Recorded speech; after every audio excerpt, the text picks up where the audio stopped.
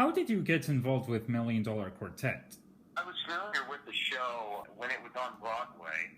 I was actually working out in Colorado last summer at the Midtown Arts Center doing Oklahoma at the time, and I heard they needed a Johnny Cash, and I sent in a video submission for it. I knew I could play the material and ended up getting the gig. I got the gig the next day. It was kind of a quick process, so it happened all pretty quickly.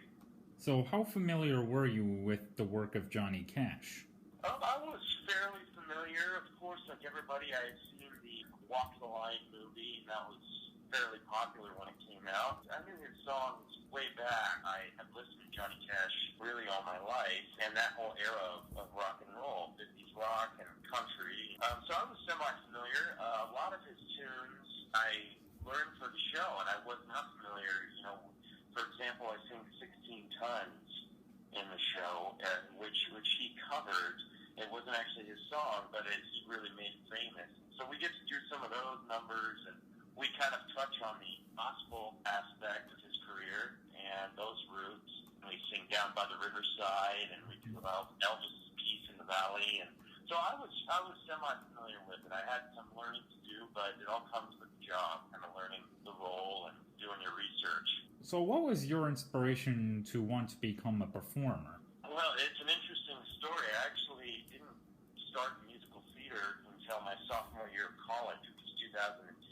All my life I was a football player. That's all I did. That really was my life all the way up until freshman year of college. I went to a junior college down in California, Saddleback Junior College down in Orange County. I was a quarterback and doing that thing, doing that lifestyle, and started taking music courses on the side and fell in love with it and stopped playing football. I transferred back to the University of Nevada, Reno, which is my hometown. Enrolled in some courses there and I walked right into the building, happened to run into the music director of Grease at the time. He asked if I wanted to audition, and initially I didn't really know what I was talking about because I had never performed before.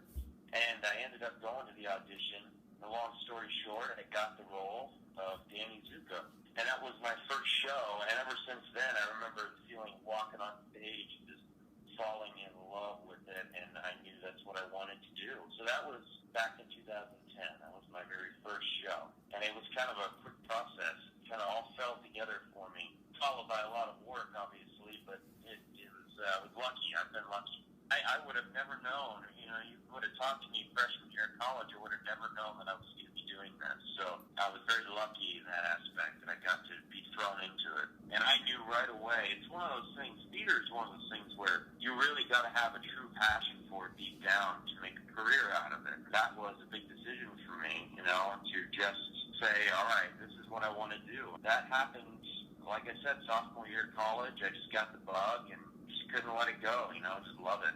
Are there any dream roles you'd love to pursue in the future? Oh, absolutely. I would say I would love to play fantasy opera. I've been very lucky also. I've worked quite a good amount now at this point as far as professional shows go. I've been blessed to play a lot of my dream roles. One of them being the DJ Huey Calhoun in Memphis. I played him last summer at the Midtown Arts Center in Colorado, it would have been last fall, and it was just a blast. And that was, and it still is, just a dream role for me. I would do it again in a heartbeat. I'd love to play the role of Gabe in Next to Normal. That's one of my dreams. Is there any advice you'd like to give to any aspiring young performers out there? Yeah, I would say just stick with it. If you have a true passion for it, stick with it and give it 110%, and just go for the roles that you want. Don't ever settle. Always challenge yourself. That's my best advice, because that's where, take risk and challenge yourself, and that will push you in the right direction. Evan, I thank you very much for devoting your time to this interview, and I wish you all the best of luck with Million Dollar Quartet. Thank you so much. I appreciate the interview. Thanks for giving me a call. No problem.